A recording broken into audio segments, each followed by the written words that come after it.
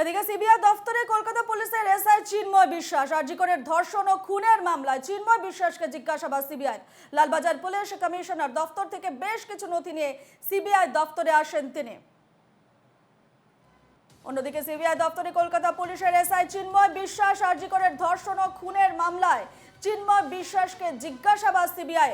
Lalbazar police commissioner দফতর থেকে বেশ কিছু নথি নিয়ে সিবিআই দফতরে আসেন তিনি।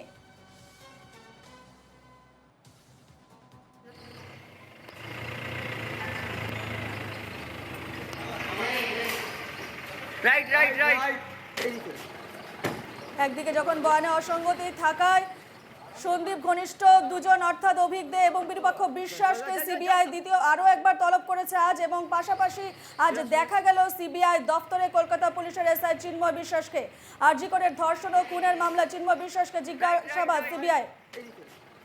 এ নিয়ে বিস্তারিত জন্ম ফোন লাইনে রয়েছেন আমাদের প্রতিনিধি বিধান নস্কর। বিধান, সিবিআই দফতরে কলকাতা পুলিশের এসআই চিন্ময় বিশ্বাস এবং তাকে আজ দেখা গেল বিভিন্ন নথি নিয়ে, বেশ কিছু নথি নিয়ে সিবিআই দফতরে ঢুকতে দেখা গেল, কি জানতে পারছো বিষয়?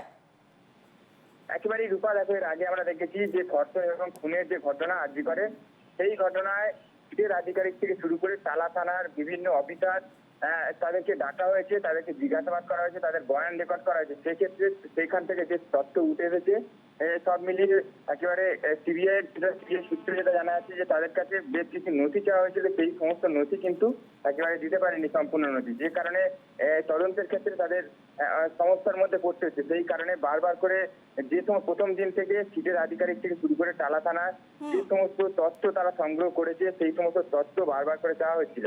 আজকে দেখা গেল একইভাবে বেশ কিছু নথি নিয়ে একজন কলকাতা পুলিশের অফিসার চিন্ময় বিশ্বাস তিনি কিন্তু এসে পৌঁছেছেন, যেটা সিবিআই সূত্রে খবর যে বেশ কিছু নথি যা তারা এখনো হাতে পায়নি, সেই সমস্ত নথি বারবার করে চাওয়া হচ্ছে।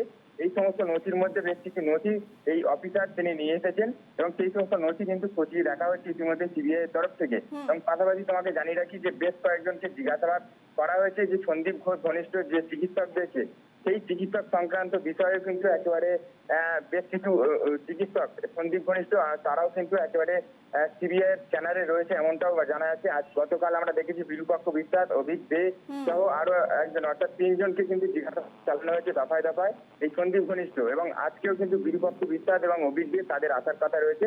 তার আগে দেখা গেল একজন কলকাতা পুলিশের অফিসার তিনি এসেছেন বেশ কিছু নথি নিয়ে, এবং সেই নথি দিয়ে কিন্তু একেবারে সমস্ত বিষয়ে জিজ্ঞাসাবাদ চালানো হবে।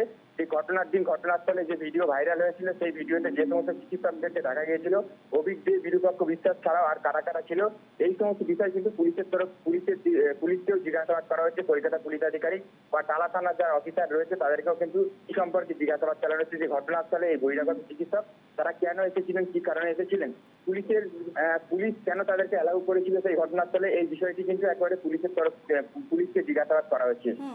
বেশ, ধন্যবাদ বিধান।